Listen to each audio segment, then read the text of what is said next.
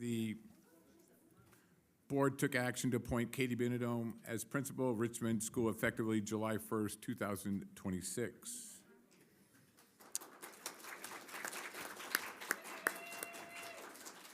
There was no other reportable action, and we'd like to thank all our students and staff from Mesquite and High Desert for being our greeters this evening. So thank you all very much for coming.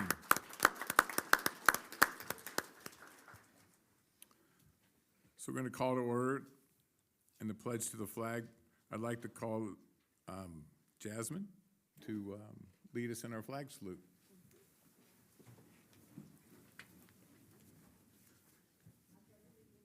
To the flag of the United States of America and to the republic for which it stands, one nation, under God, indivisible, with liberty and justice for all.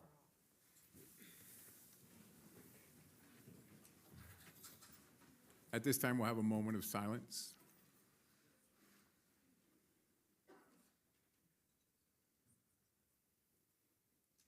Thank you. Adoption of the agenda. The first item on our agenda is adoption of the agendas for today's meeting. Are there any changes? No changes. Okay, the agenda stands as presented. Number two, good things. Board, do we have any good things today? I have a good thing I'd like to share. As we all know, it was an absolutely gorgeous day today. And so taking advantage of that gorgeous day, I got to spend some time with my just under 2-year-old grandson on the swings. Now, I hadn't been on the swings for a long, long time. And the best part, other than this time with the grandchild, which was absolutely fabulous, was when I got off, I didn't fall down. So, knock on wood. Yeah. I'll share one. So my daughter is leaving to Michigan with her family, and they have a 2-year-old and a 10-year-old, and they're driving from here all the way to Michigan, and right now they're in Texas, so we're gonna fly out tomorrow and surprise them. All right. Very nice. Yeah, it's be good, so. It's a good thing, stop crying.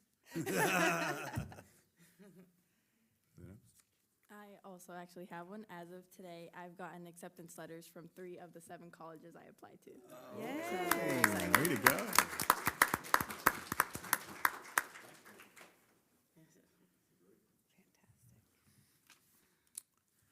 Programs and presentations. Tonight we have a preparation. Did we miss the Oh, I'm minutes? sorry. That's my first mistake, so someone please make sure they get that in the notes, please. Are there any changes here? No changes?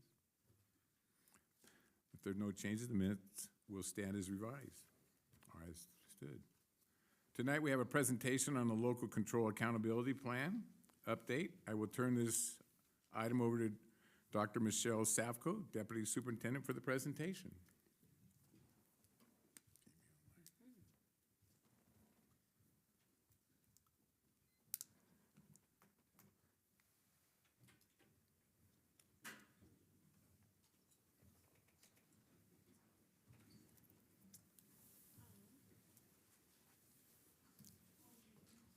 Thanks, kids.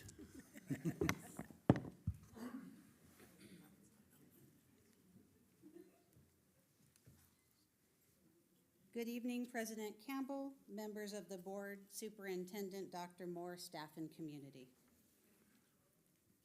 This evening's presentation is about our most recent LCAP data. Most of this is found on the California School Dashboard, and I look forward to sharing part of our district story with you as we continue to write the story of our Local Control Accountability Plan with our local lens. So we'd always like to start with our North Star, which is our district vision, growing a community of engaged learners, connecting to future opportunities through innovative education. And we would like to also share that the LCAP is grounded in the 8 state priorities. So you have this graphic here that articulates that consists of conditions of learning, student outcomes, and engagement. Our LCAP consists of 4 broad goals, one an academic program, the second being student engagement, the third community and family engagement, and then the fourth effective instruction and leadership. Our current LCAP is based on a combination of 24-25 data and then some 23-24 data, as 24-25 data was not yet vetted through the California School Dashboard. So this gives you the overall composition of the students we are serving along with staff in our LCAP. All right, we're going to begin with academic outcomes, and I want to avoid reading slides to you. And please pause and ask any questions that you might want to share. So every district is measured on academic outcomes in the state test. So our students, 3rd through 8th grade and 11th grade, they take the state tests in English language arts and math and science. And so this is how our students achieved at the end of last year. So that's important to know that this was the data collected in April and May of last year. So for all students, on average, our students were 27.8 points below standard. So there's a standard per grade level of meeting standard, and so we're just shy of meeting that standard on average. Our 3-year target is to reduce that gap to just 2.5 points below standard, meeting standard on average. So our 3-year target has not yet been met. The good news is we're trending in the right direction in our story here, and so we were able to reduce the gap by about 4 points. Another way that we look at this data is a percentage of how many students met or exceeded standards. So you can see that that has improved slightly, just about 2%. So last April, May, about 40.5% of our students met or exceeded standards. Another data point that you might be interested in this slide is, of all the students who did take the assessment, on average 65% of the students improved their scores over 2024. They have a new growth model on the dashboard that's interesting to look at. So in math, we are sitting at about 70 points below standard. We closed the gap by 2 points, but the state considers that maintaining. Our 3-year goal is to reduce that to 50 points near standard, so our target has not yet been met. In the percentage side, we're sitting at about 28% of our students meeting or exceeding standards, and we see the similar trend here with about 2% improvement over 24 to 25. And 56.9% of our students who took the math assessment improved their scores, but these are averages. What we're continuing to focus on in our district story is looking at student group data, because we have achievement gaps between our student groups. So I wanted to highlight some of our student groups that we're seeking to provide extra support. And as we continue in this school year, we're seeking to understand. So we're going to have opportunities to listen and learn about our student stories and how we might best support them in bringing their voice into this conversation. So our African American student group trended, in the wrong direction here, so about 6 points, and then in math declined by about 4 points. Now that's not catastrophic, but that's definitely not the story ending that we want. We want to move that trend. And our students with disabilities closed the gap by about 4 points in ELA, and then declined about 5 points in math. And the reason that you see that I've highlighted students with disabilities and African American is because when you have student groups that have 2 or 3 years of not growth or decline, then we are required in our LCAP to determine how are we going to better support our student groups and close those achievement gaps. So for science, we finally have some comparative data. The science has not had comparable data for a few years. So about 29% of our students met or exceeded standards, and it's important to know only 5th grade, 8th grade, and 11th grades take the science test. So we increased by about 4%, and our target is to move it to about 40% of our students meeting or exceeding standards, and so we have not yet met our 2027 target. All right. Other academic outcome data is our A through G completion rate. So I'm just going to pause for a minute to tell our A through G story. So in California, if you are a high school senior, like Jasmine, and you want to apply to a 4-year college, Cal State or university, then you're required to take college preparatory or higher levels in certain categories, so all that you would imagine. History, social science, science, math, English language arts, fine arts, world language, and certain college preparatory electives. And so if you complete those courses with a C or better, then you have completed your A through G requirements, and then you have that open door to then apply to Cal States or universities. That's why this is really important, because we want to open as many doors as we can for our students if they so choose a 4-year path. And so all students, 13.4% were A through G completers, English learners about 3%, low income about 8%, and then students with disabilities 3%. Our 2027 target is for 35% of all of our seniors to meet the A through G completion. So we are not yet on target.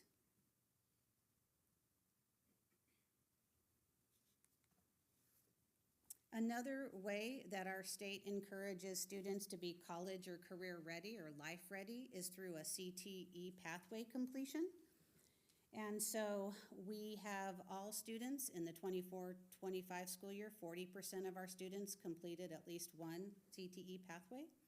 Our English learners, about 32% completed a CTE pathway, low income, about 42%, and students with disabilities at 30%.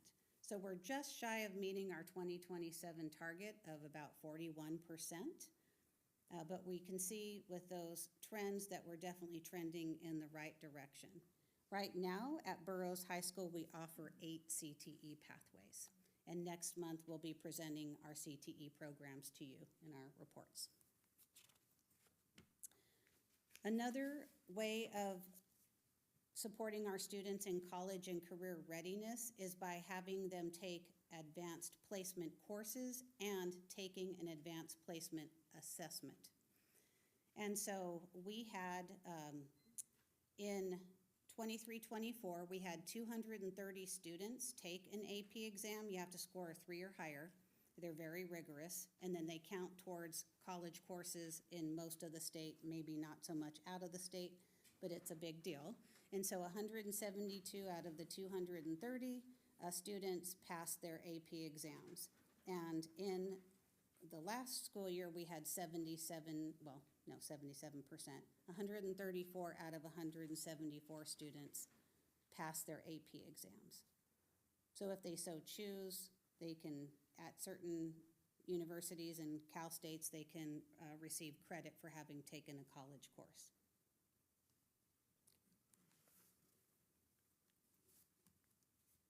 All right, another way that our students can be college, career, and life ready is by taking dual enrollment or college credit courses. They're considered then prepared. So last year, we had 37.8% of our students, which are 48 students, complete successfully with a C- or better 2 college credit courses. Our target is 47 or more students, and so with 48 students, our target is met. That means we don't finish our work, right? We seek more opportunities to offer dual enrollment for our students, so that way we can move more of those students to college and career and life ready. So we also want to spotlight our college and career readiness indicator student groups. And so in this particular student group analysis, we have our students with disabilities completing 2 or more semester college credit courses with a C- or better. That declined by about 3.5%. And then our long-term ELs, that also declined about 13%. So we need to look at our dual enrollment courses and think about how do we best support these particular student groups along with all students so that they can be successful. We also, since we're looking at, 40 slides of data tonight, we thought we'd throw in, another requirement. So per SB 359, we want to look at our Algebra 1 grade distribution. So that's what this graph represents. So we take a look at how many A's were achieved, B's, C, D's, or F, or no credit. So you can see here that it's almost like a traditional bell curve. And then we also look at that data by student group.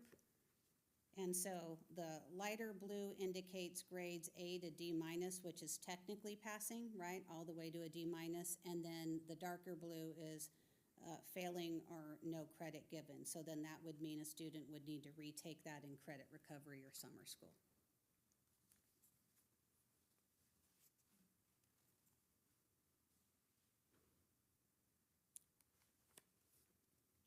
All right. One of the student groups that's unduplicated in our local control accountability plan are English learners. So we know that the state recognizes that certain student groups are going to have more barriers than others. And so the state requires that we monitor, as we should, our English learner progress. So in the 24-25 school year, about 38% of our English learners are making progress towards English language proficiency. That declined by about 7%, but that's not really our story. We've had such strong performance over the years, and we want to thank Jennifer Williams, our English learner coordinator, and all the work that she does with all of our teachers and our students to really ensure that we're making the progress that we should. So our target was about 50%, and so our target is not yet met. And then another way that the state measures our English learner progress is the percentage of students who are reclassified, right? So the state gives California public schools about 5 years to make every English learner proficient. And so when we reclassify, that's a big celebration because they've achieved that proficiency. So our reclassification rate was 11% last year, give or take, which was a decline. However, that's not the real story. The real story is we've had some strong reclassification rates, so we bumped down a bit there. All right, graduation rates. So we see kind of not much movement in the last 3 years. So although we did increase, we need to celebrate that we increased about 1%. Our target remains at 90.5%, so we have not yet achieved that. I would like to say, however, our conversation that we had yesterday in the special board workshop about graduation requirements, we think will really support our students who are just there to remove those barriers and to help them achieve their dreams. We want to spotlight our student groups in graduation. So 2 student groups that have been really challenged in that 3-year trend are homeless group, but let's get excited here because almost 11% compared to 23-24 increase, so that's a good trend. Our students with disabilities sitting at about 62%, but we did see a decline in that particular student group. So again, the conversation, our story is how do we give these student groups voice so that we can understand their story and then help them move in the right direction here. One of our big areas of focus set by the board and cabinet has been improving our attendance rates. So last year's attendance rate, all students, was 92.2%. We decreased by 0.5%. Our target as a district for 3 years, our 2027 target is 96.5%. So we have not yet met that. Right now, according to our school status attendance data, we're averaging 92.2 at this time, mid-year. That's our current data. Chronic absenteeism is different than attendance rates. So in the state, chronic absenteeism means a student who has missed 10% of the school days regardless of excused or unexcused. So in our district, we have 180 school days. 10% of 180 is 18. And so we're really targeting our chronically absent students through short-term independent study contracts, attendance recovery efforts, so we can reduce the amount of students who are nearly missing a month of school, if you will. So last year's rate was 25.6% of our students were chronically absent, and we increased almost 1%.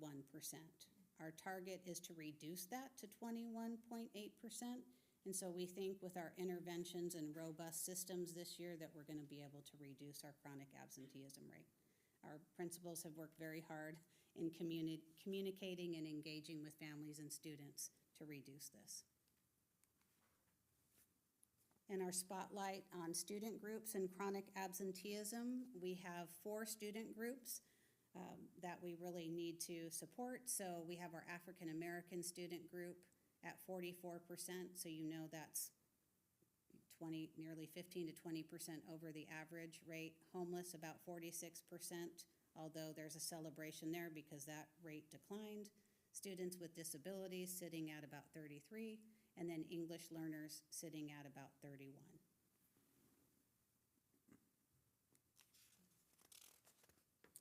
And then suspension rate, so this represents any student who was suspended at least once, so it doesn't double or triple dip if you're suspended in this data set. So it's just at least one time and you're in this data set. So we're trending in the right direction. This has been one of the hardest needles to move. As you know, behavior is a concern, right? And so the district has focused on lots of climate and culture and relationship and engagement strategies. And so last year, we were sitting at 7% or so. We declined by 1%. Our target is to get closer to 6%, and we have not yet met our target. But I want to tell you a story within a story. So our LCAP is our local control accountability plan, and we write our plan based on this data and our student group data. And what we've noticed as a district, as a board, as a community, as a district, is that we're really challenged with these high-level behaviors.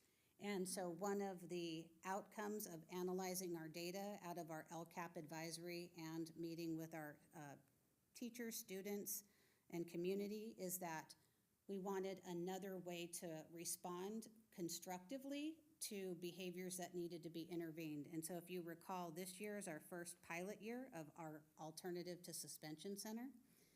And we are analyzing the data. We started it in October. We had to get off the ground. We have a certificated teacher there and a certificated counselor.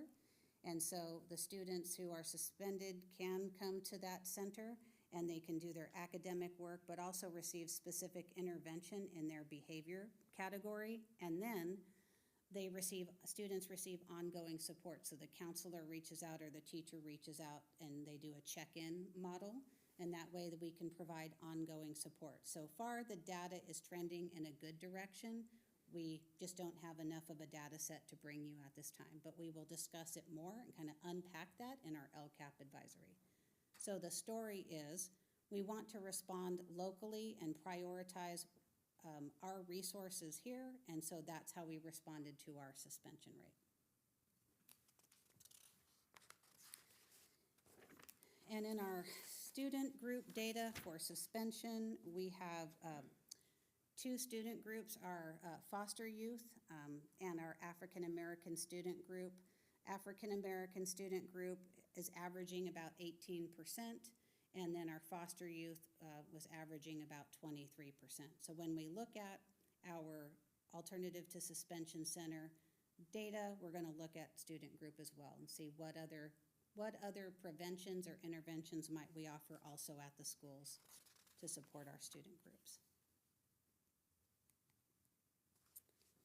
Another aspect of the LCAP is our actual goals and actions and services. And so we are happy to say that we are on track as far as implementing our actions and supporting our students and teachers. And then our expenses are also on track for Goal 1. For Goal 2, our student engagement, there you'll see we've highlighted our alternative to suspension center, and then also we did add funding for attendance recovery, as I mentioned, incentives and short-term contracts and ways we're trying to leverage our ELOP funding also, by the way, to support attendance recovery. So we're happy to say our actions are on track, and so are our expenses. For Goal 3, that's our community and family engagement data. We're happy to say that our actions are on track, and so are our expenses. And Goal 4, that is having highly qualified and effective instructional leaders and teachers, and we're happy to say our actions are on track, and as well as our expenses.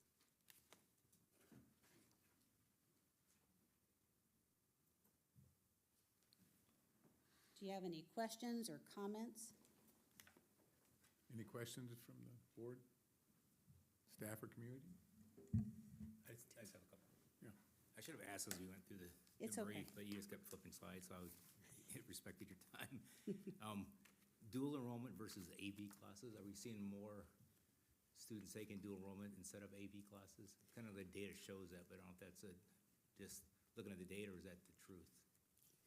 So I would say there has been a decline in some of our AP enrollment at Burroughs. I wouldn't say necessarily more students are enrolled in dual enrollment. They do have choice, right? So our students can choose, okay, do I want to do the dual enrollment, or do I want to take an AP course? But some of our students also can take all students can take an AP exam. Right. Regardless of whether they've engaged in a course. So I would say there has been a reduction in our AP course enrollment. I guess another question was, how do we set our targets? That's a great I question. mean, we had these targets, but like why is that good enough or not good enough? We just pick a target number, it's like, how do we pick the number? That's a great question. So when we write our 3-year LCAP, in this particular LCAP, the baseline data is 22, 23 data. And so behind they call them cards, the cards that I showed you where it's got the little dial and the color and the numbers. Yeah.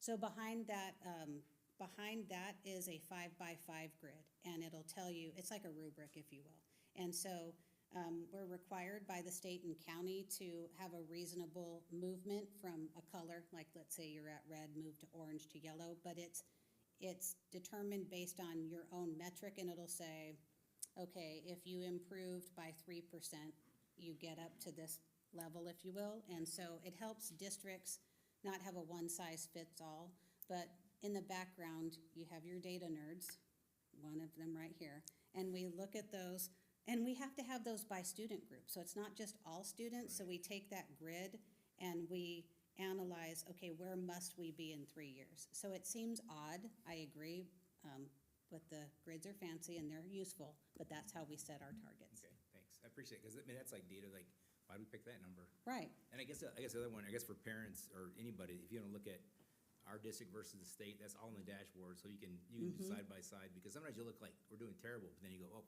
the state's doing terrible, so we're really not doing as bad as the data looks. So if you look at just for our district, it may look worse than it really is compared to the state, but we always want to do better, so thank you. I would agree, thank you. And I should have said this at the beginning of the presentation. In the board objectives, the last lever is continuous improvement. So sometimes the data can be disheartening, but I really don't want that to be our story. I want our story to be, because this is a true story, not a fantasy, okay, it's realism. We want to engage in continuous improvement, but we don't want to do that by guessing or by chance. We want to engage our community so we can make those local decisions and prioritize our resources to move that needle in continuous improvement. Thanks. I'd like to thank Dr. Savko for including student groups in this presentation. We don't usually, or historically, we haven't, but behind the scenes, we're always looking at it, and our LCAP advisory group does because it's part of the process. But we've seen certain trends for several years now that we don't want to ignore. And so part of this is signaling to you and to our community, yes, we see you, we acknowledge what we need to focus on, and what you'll see from us in the next few months is continuing to be curious and engaging students, families, and the community, especially in some of these groups, to explore the root cause. We don't want to presume that we know. Clearly, we're not fixing it completely yet. We may be trending in some great directions in some cases, but we're looking to be strategic and targeted because we're seeing some trends over time that haven't fixed themselves yet. So thank you. And I appreciate the groups and like the numbers in those groups too, because you look at this huge percentage, but it's really is a small group, which is good and bad. It's good that you know who they are so you can target your resources for them, but it makes the data look kind of skewed if you see a bunch of red, and it's a small group, but like you said, it's important that we target those groups and make sure they get the resources they need, so thank you. I just wanted to share, I really do appreciate the depth at which we looked at this, and I think it highlights the amount of work that's being done all year in classrooms every day to try and meet the needs. And I guess as I look at it, there are moments when you get a little excited and you think, oh, we're moving the right direction, and then there are other moments where you see things and you think, oh my goodness, how is this happening? And I think for me, one of the things that's important to recognize is we are not given a hard and fast set of students to work with. And the challenge that we begin to try and face today may be a completely different challenge tomorrow. And I think there are so many moving parts in this that I think it is critical that we take this kind of look and we take this kind of honest look and say, okay, where do we need to adjust? And as you say, even in those smaller numbers, okay, what we're not being successful here. Drill down a little deeper. What is the problem? And in that, not get discouraged or blown away because of where we aren't able to necessarily get to where we want to be immediately, but recognize that it's a constantly moving target. And that focus, I think, as you say, on continuous improvement and our commitment to that, I think is where we have to keep our hearts and minds and not be overcome by what we haven't faced, but continue to look at what we might be missing. I think that's kind of what's required of us, and I appreciate the fact that we're doing that in an honest, straightforward way. You know, Bill, to that point, I think I've noticed in my 3 years on the board that, first of all, there's not a better person to do these statistics than Dr. Savko.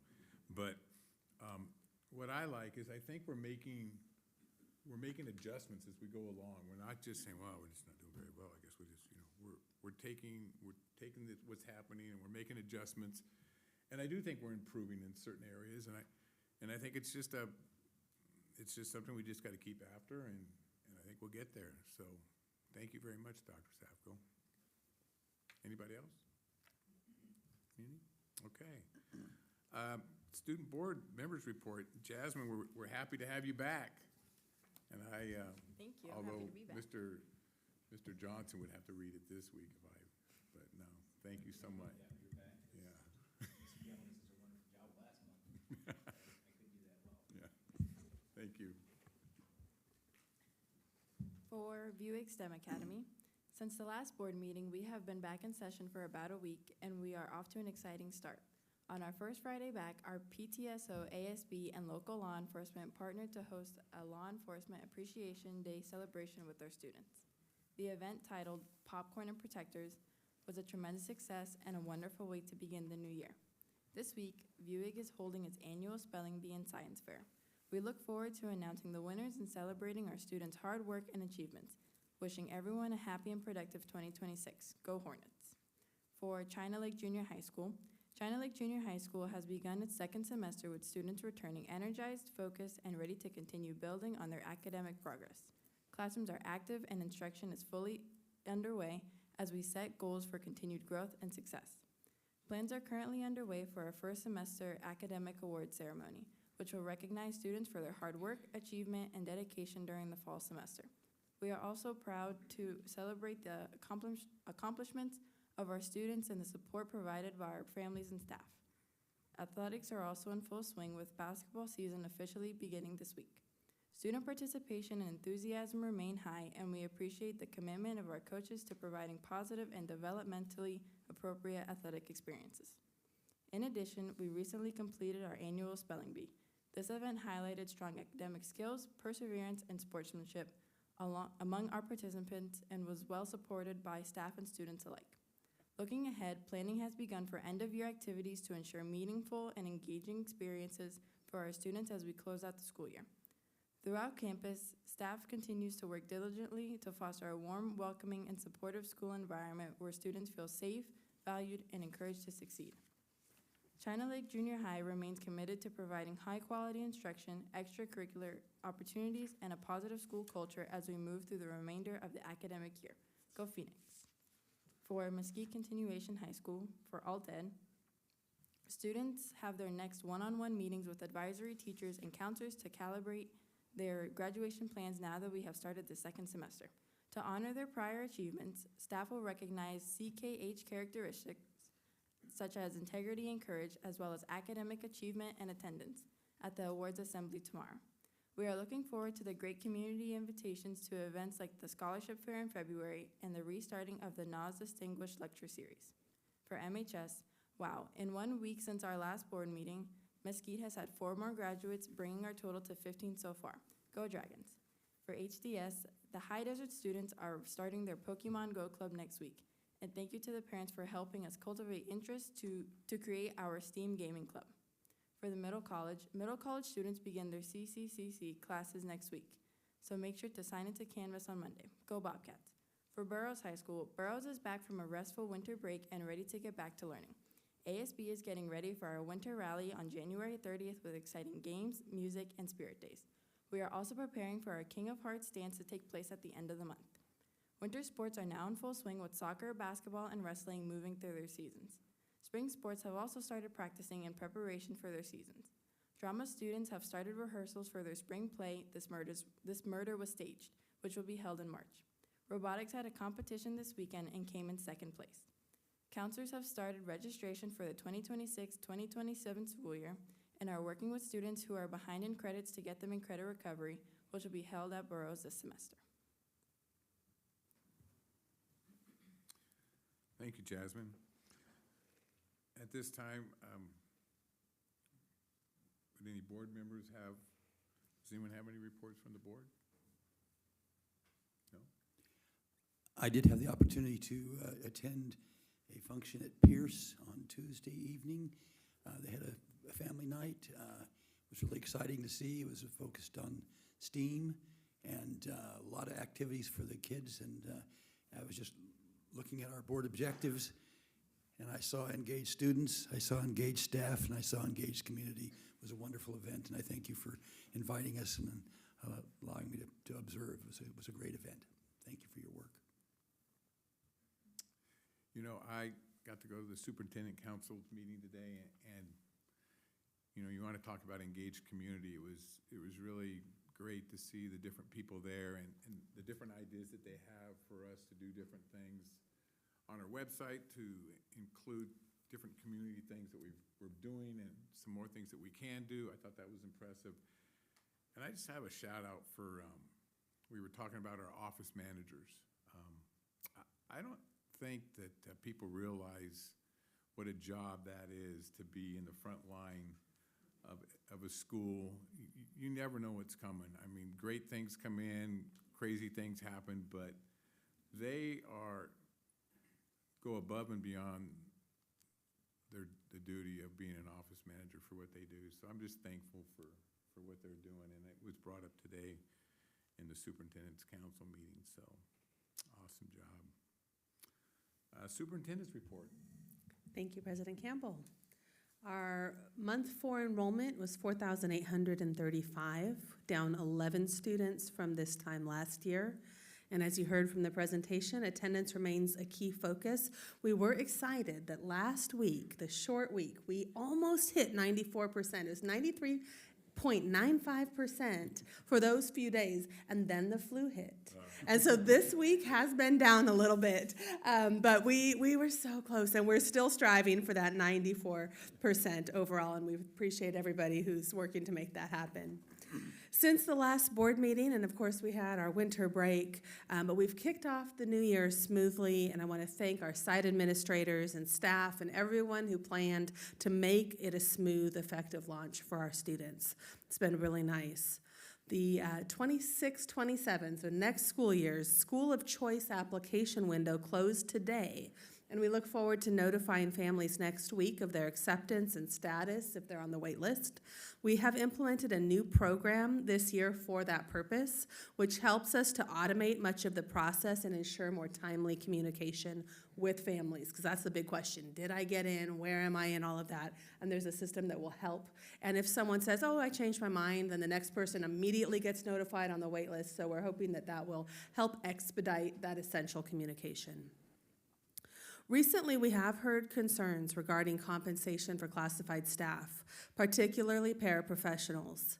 In our last round of negotiations with CSEA, this was last year, before the 2-year period, the district proposed a solution to address structural issues in paraeducator and bus driver compensation, among other positions. The district proposed to remove ranges 10 through 17 from the salary schedule to collapse them up, and so that anyone in those ranges would be placed on range 18. This would raise pay for those roles above minimum wage rather than maintaining the current stagnant rates. However, the CSEA negotiating team rejected this proposal and countered with a proposal for pay increase for all bargaining unit members except those who had received the minimum wage increase. As we move towards negotiations, we remain optimistic that we can work together productively to address these important issues. And as we go forward, I'm looking forward to attending the school services workshop on the governor's budget next week. Our team have been reading, attending meetings, and continuing to learn about the proposal. Next week's in-depth workshop will provide additional details and guidance as we move forward in budgeting for the next year and beyond. Thank you. That concludes my report. Thank you, Dr. Moore. At this time, report to the board by Desert Area Teacher Association. I'd like to invite Eileen Poole up to the front. Hope you had a good holiday, Eileen. Okay, President Campbell, members of the board, Superintendent Dr. Moore, community and colleagues. I don't know, welcome to your meeting. I'm in 2 sweaters, so that tells you where I'm at, because I'm cold and I'm tired. Let's see, we're all settling back into school. Secondary is kind of nice because, we're at high school, our grades are done. I don't think we do them next quarter, so that'll be nice. But it's a nice time getting to know the kids. All the classes are new. I'm sure everything is great at elementary. We've got, that's a joke, it definitely was. So I was happy to see the thing about paras, because the big issue, when I go to the sites, and it's just amazing to be able to walk in and talk to people, and there are so many little questions that I can answer right away that I think is really fabulous. But the issue with the behavior problems, that's not a lot of consequences that they can give, and a lack of paras, which you've heard before. And then lots of times there can't be support from admin because they're doing other things. People like their admin, but they're doing an awful lot. And so things are still a little bit bumpy. I do know that this week seemed to be a slightly better time with the kids a little more settled down, right? Because they got through the first week back. I probably should have asked about this before, but there's this whole report about absenteeism, and teachers, we want our kids there, obviously. Because when a student isn't actually in the classroom, right, there's an awful lot that they miss. They miss stuff that they just can't get any other time because if they're not in the classroom. And a student who misses that time, even if there's some kind of retroactive, what's it called, study contract. And I had a student come up to me quite concerned, why am I being put on a study contract? There was 3 days that I missed and that's behind me. And I feel like if that is somehow showing that they're not absent, it's, I don't know if that's why it's done. It would make sense to me that it is. But children, people, teenagers who aren't sitting in that classroom are not getting their lesson. And I know that we none of us like study contracts because it takes an awful lot of time out of my day to sit there and come up with plans. Many times the students don't do them. And then we get here graded, okay, well, I've got other things going on. And they're not in our classroom. And I know we need kids in the classroom, but I think there should be some other way to do it. And I just want to reiterate that we are not fans of study contracts. We are fans of long weekends. I think there's one coming up. So I will leave on a happy note and wish everyone a nice long weekend. Thank you, Ms. Bull. At this time, we'd like to have a report to the board by CSEA, Sylvia Peñas. How are you this evening? Tired. Everybody's tired. Good evening, board members, board president, Mr. Campbell, superintendent, Dr. Moore, staff, and community. I did a little bit of research looking at a livable wage in California. For a single adult with no children, that person needs to make around $28.72 an hour. Our paras start out at $16.90 an hour. We do not even live in an area like LA or San Francisco, but a one-bedroom apartment is running around $1,200 to $1,500. If we had a household with both parents working as paras, they would qualify for low income and possibly food stamps and welfare.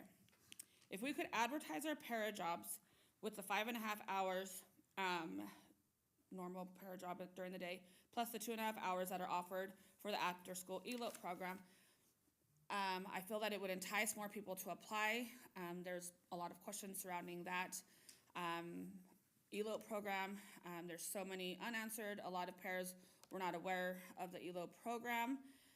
Not sure why. That was told to me after this week visiting other sites, that there was not a lot of time before the informational Zoom meeting and not a lot of information given during that meeting. The International Paras was another hot topic at our meeting this past Tuesday. So many questions, again, that I honestly do not have all the answers. Expenses, bringing them over, living arrangements, how will they be able to afford to live here, only making $16.90 an hour? Definitely not a livable wage here in Ridgecrest. A member stated, why are we spending so much money to go and recruit paras to come here when we could use that money to pay our staff better and entice locals to work at the district? As we prepare to go into negotiations, we hope that we can make improvements on our pay scale. We need to do better for our staff as they are overworked and not paid enough. Thank you. Thank you, Sylvia. So at this time, communication from the public. The board will provide time during the discussion of each agenda item for members of the public comment. At this time, members of the public may address the board on an item not on the agenda. Comments should relate to items of public interest within the board's jurisdiction. The law prohibits the board from taking action on items not on the agenda. If appropriate, your comments will be referred to staff for response. When addressing the board, please state your name and limit your remarks to 3 minutes. In accordance with the board bylaws, the board will limit the total time for public input to 30 minutes. Those wishing to address the board beyond the 30-minute time may do so at the end of the scheduled meeting agenda. We're going to open this time at 6:50.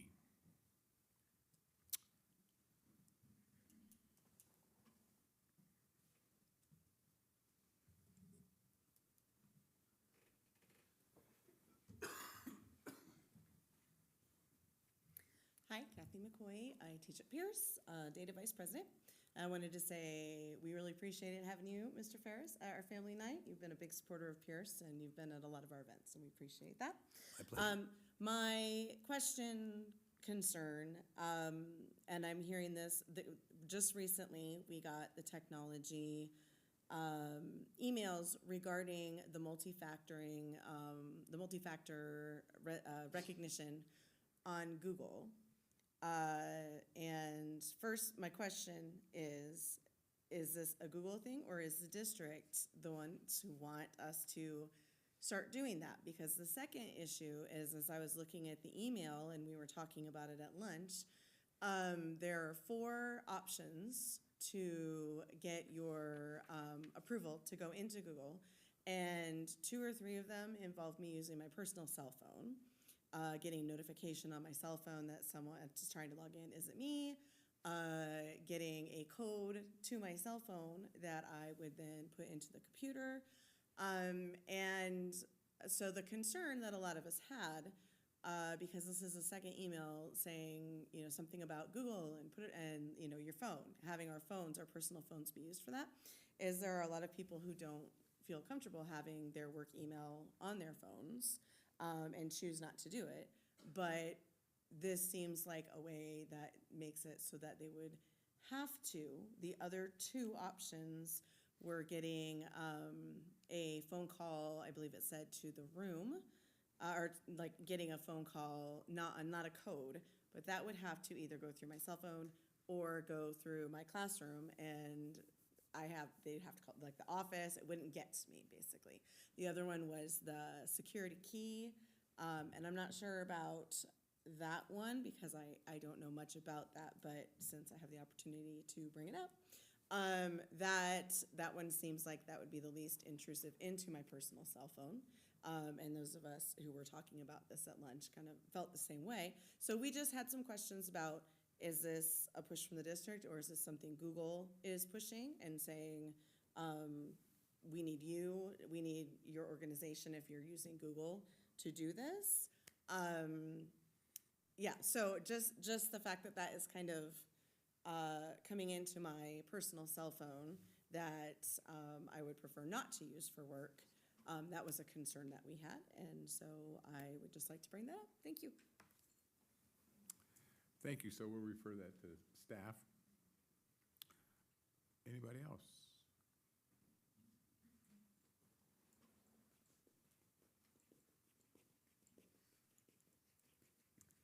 Hello, members of the board. My name is Felicia Field. I teach at Richmond.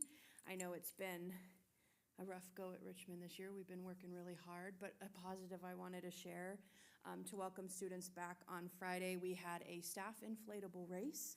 Nobody got hurt, don't worry. We were out on our grass that we are so thankful for, and the kids had a blast. We had dinosaurs, we had cat, we had a giant dog with the legs sticking out, running behind it 6 feet.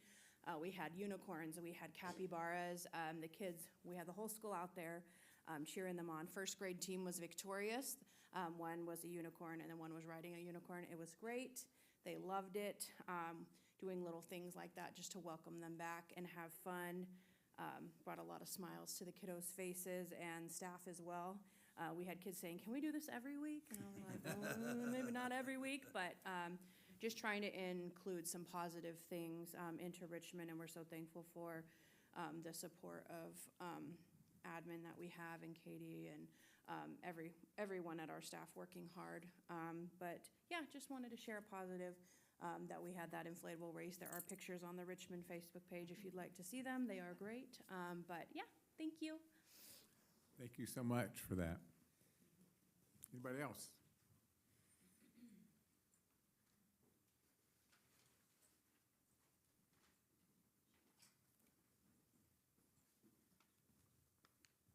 Hi, I'm Alex Geiger. I'm a teacher at Fowler, and tonight I would like to share a few good things happening on our campus. First, I want to celebrate our third grade team, Mr. Salman, Ms. Shaw, Ms. Ritt, and Mrs. Mangum on OA CFA number 8, which focuses on division by 2s, 4s, 5s, and 10s. 97% of our third graders met standards. They have been working so hard with their students to ensure they are mastering their multiplication and division facts. I'm seriously impressed because I have never seen a donut that is almost completely green. Our second grade team is showing up in a big way. Based on the Winter FastBridge, 74% of our second graders demonstrated typical or aggressive growth. Even more exciting, Mrs. Ald and Mrs. Candelaria have gotten 55% of our second graders reading at or above grade level, and 23% of our second graders are approaching. Within that approaching group, we have several students who have made serious jumps in the last couple weeks. I'm talking like 30 words per minute, moving from the not meeting standard range into the nearly meeting standard range. Our first grade team has really strong growth to celebrate as well. 62% of our first graders demonstrated typical or aggressive growth on their Winter FastBridge. Mrs. McLaughlin, Ms. Newberry, and Mrs. Roush are consistently delivering high-quality instruction, and it really shows. There's one firstie that we've been working with for the first 4 months. He was unable to blind CVC words. And recently I got to go into Mrs. Roush's room and tell her that they had read 7 CVC words for me, and we both cried a little because we're doing it, we're making a difference. She called me again this morning to share that that student is now reading words with 3-letter blends. Our RSP room is also making magic thanks to Ms. Rowland and Mrs. Verkel. Several of our RSP students have made huge jumps this winter as well. One of our primary students increased from 21 words per minute in December to 63 words per minute this week. One intermediate student grew from an estimated 1.6 reading level to a 4.3 reading level. And we have a primary student who previously could not consistently identify letters and sounds last year and this year. And today she was able to identify all of her letters, upper and lowercase, and she only missed one sound. Also, as always, Ms. Brown's leadership and continued advocacy for our school community is always appreciated. We really are grateful for her, and we appreciate her voice immensely in her advocacy for us as a staff.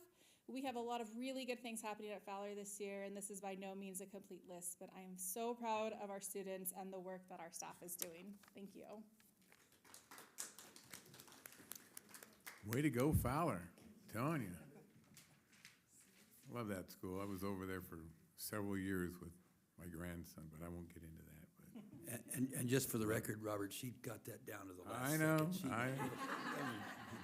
I was gonna let her keep going. You were rolling. It was good. Anybody else? Okay, at this time, we'll close public comment at 6:58. And item 8.1, we have approve of Sierra Sands Unified School District 25-26 School Accountability Report Cards. Dr. Safko. I'm going to stay right here.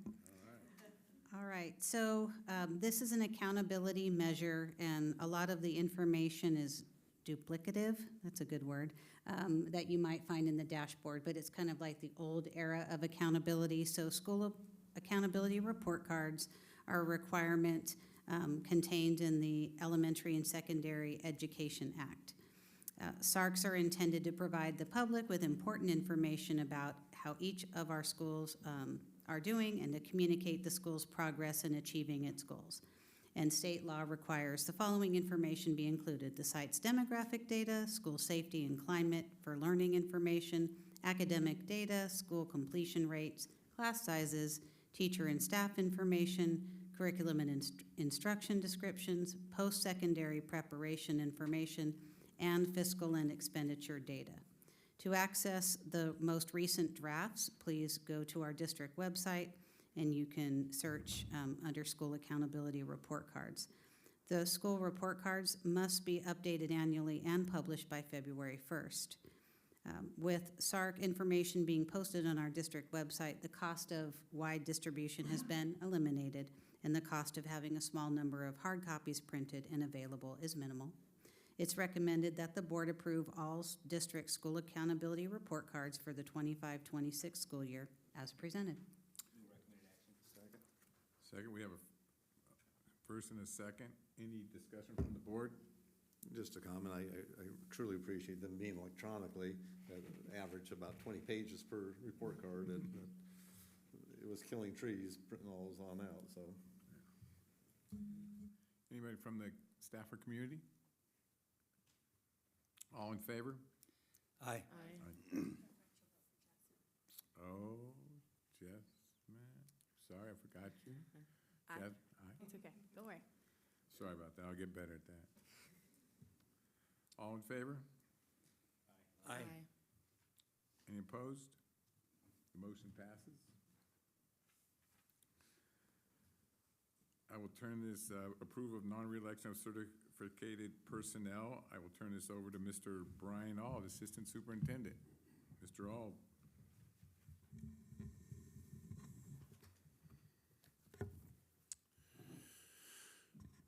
President Campbell, Superintendent Dr. Moore, the board and community.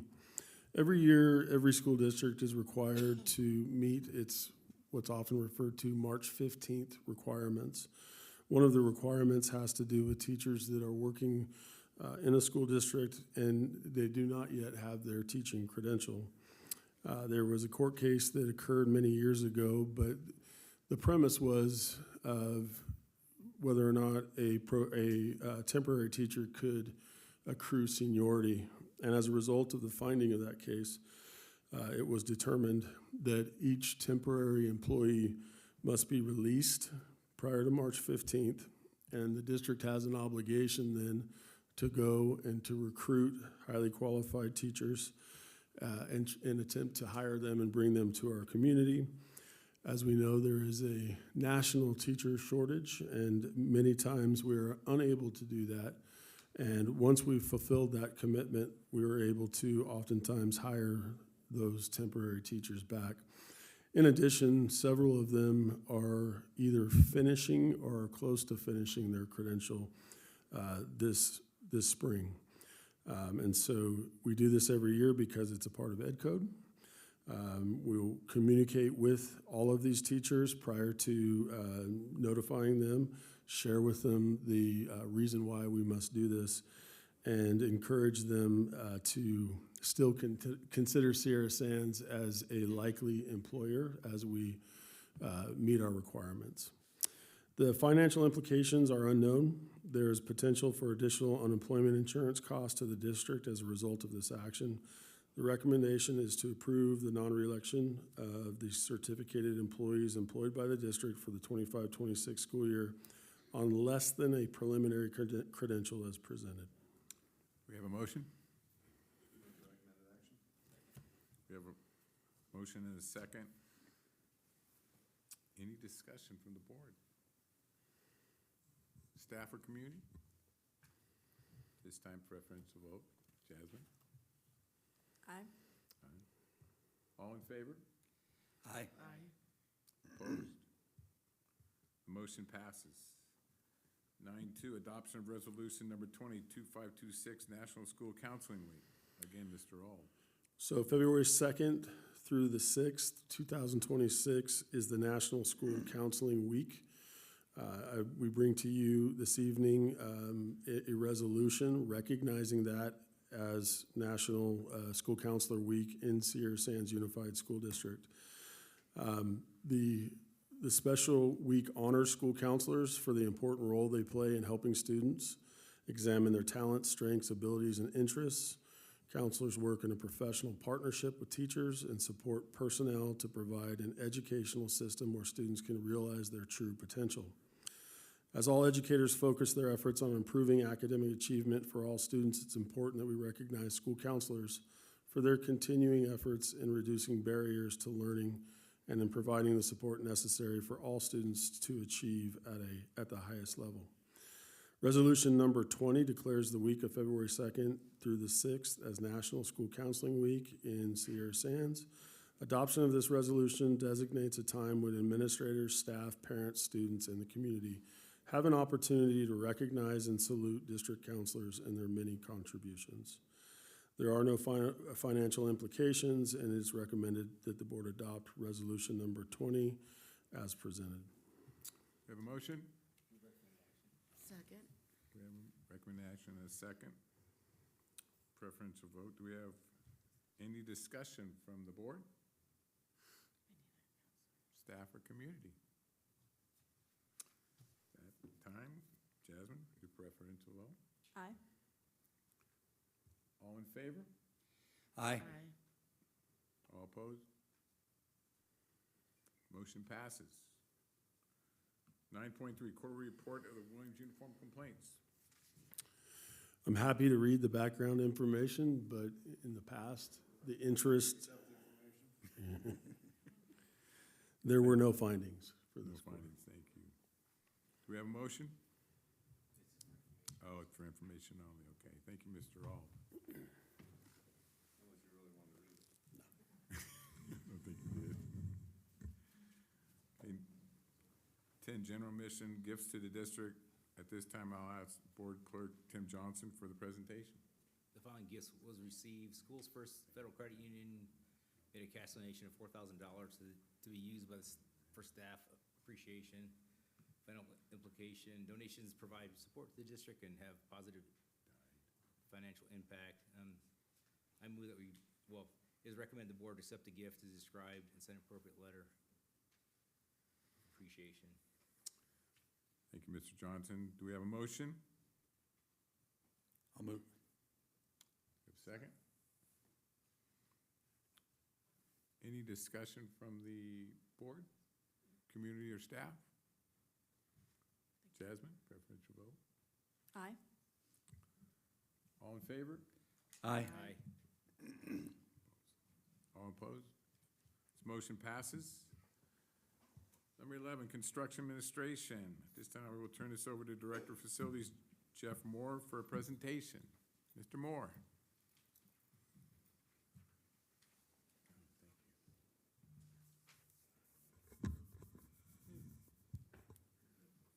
We've had quite enough slides tonight, so. President Campbell, Superintendent Dr. Moore, members of the board, special welcome to Deputy Superintendent Dr. Savko. Welcome to the dais. Faculty and community.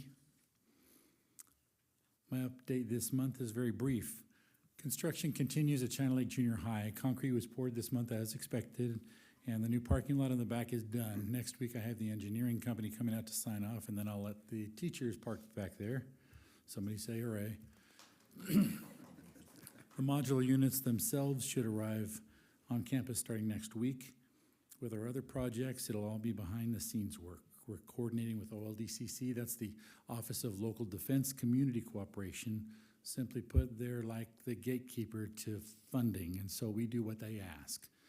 We're also working with the OPSC, which is the Office of Public School Construction. They're administering the school's facilities construction program, and they're also the funding keymaster, so we do what they say too.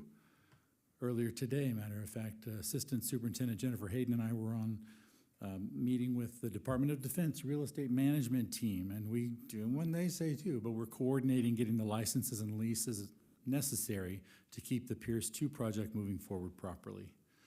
So nothing big and splashy woohoo news. It's positive forward motion and the work that has to happen behind the scenes, so there's not visible pictures to show you how great working all the paperwork and the small print behind the scenes. But it's getting done, and that's my January construction update. This is an informational report, so no board action is required. Thank you. Thank you. Thank you, Ms. Moore. 11.2, approval of OMB Standard Form 429, 429A for Richmond Elementary School project. Ms. Jennifer Hayden.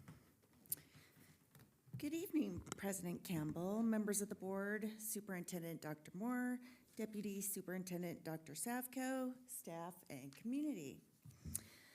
This item came about from one of our discussions from the OLDCC that Jeff just mentioned.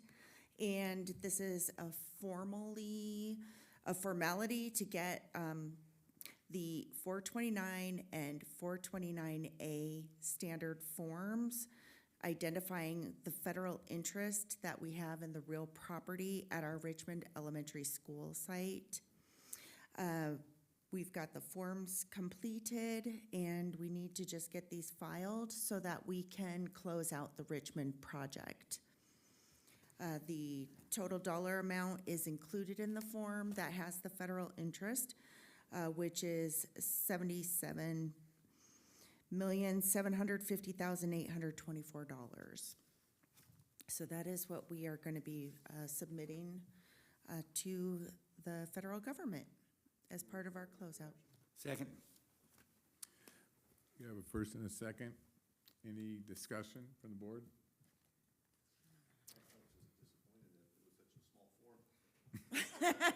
I thought it was gonna be this huge thing, and I One got it. pager. Yeah, yeah. So, Hey, staff or community? This time we'll have a preferential vote. Jasmine? Aye. Board? All in favor? Aye. Any opposed? The motion passes.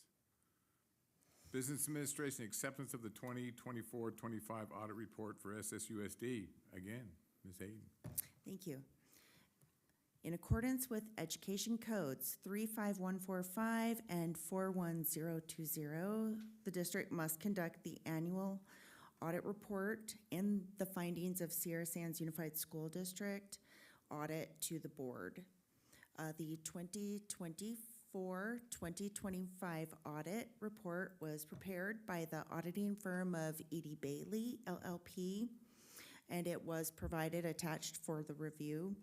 The auditor issued an unmodified opinion, which indicates the district's financial statements present fairly in all material respects. The financial position and results of operations for the fiscal year ended June 30th, 2025. Staff have reviewed and created an action plan to address each of the areas identified. And it's recommended that the board accept the 2024-2025 audit report for the Sierra Sands Unified School District as presented. Move recommended action. Second? We have a recommendation and a second. Any discussion from the board, staff, or community? No? Jasmine, your preferential vote? Aye. All in favor? Aye. Opposed? This time the motion passes. 12.2, acceptance of the 24-25 audit report for Measure AA bond funds. Again, Ms. Hayden.